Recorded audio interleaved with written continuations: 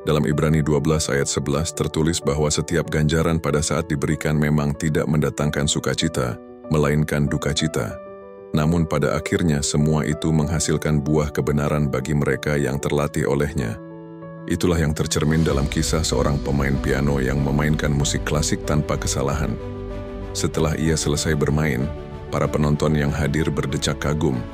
Kekaguman itu semakin besar ketika mereka mengetahui bahwa pianis setengah baya itu baru saja keluar dari penjara setelah bertahun-tahun lamanya. Sesaat setelah penampilannya usai, ia diwawancarai dan ditanyai bagaimana mungkin ia bisa memainkan piano dengan begitu sempurna. Dengan rendah hati, ia menjawab bahwa kemampuannya lahir dari pertolongan Tuhan yang memampukan dan juga dari kerja kerasnya melatih jari-jarinya.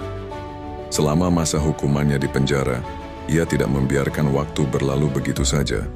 Tanpa piano sungguhan untuk disentuh, ia menggambar tuts hitam dan putih di atas meja penjara. Setiap hari ia melatih jemarinya, seolah-olah sedang memainkan alat musik sungguhan. Disiplin itu ia jalani hari demi hari, tahun demi tahun, sampai akhirnya masa penantiannya selesai.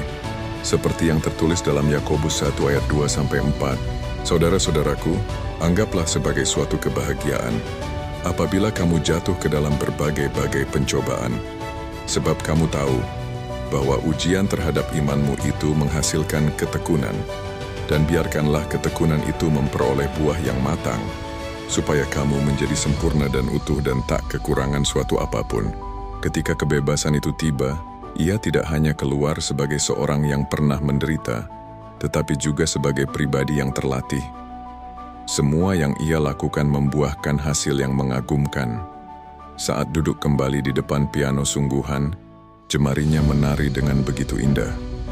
Setiap nada yang ia mainkan bukan hanya bukti keterampilan, melainkan juga hasil dari ketekunan, iman, dan pengharapan.